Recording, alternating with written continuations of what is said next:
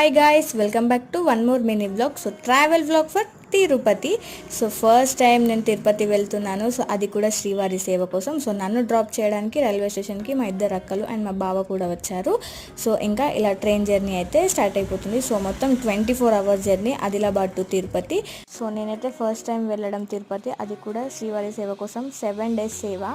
So ఇంకా ఇలా morning అయిపోయింది, ఇంకా ఫ్రెష్ అప్ అయి అందరం బ్రేక్ఫాస్ట్ చేస్తున్నాము. ఇంట్లో నుండి తెచ్చుకున్న బ్రేక్ఫాస్ట్, ఎందుకంటే ట్రైన్లో ఫుడ్ అంతా సేఫ్ కాదు కాబట్టి మా మమ్మీ వాళ్ళు ఇంట్లోనే ప్యాక్ చేసి ఇచ్చేసారు 1 dayకి సరిపడా ఫుడ్ అంతా. సో ఇంకా అలా చిల్ అవుతున్నాము నేను అండ్ మా ఫ్రెండ్. ఇంకా లంచ్ కూడా చేసేసాము.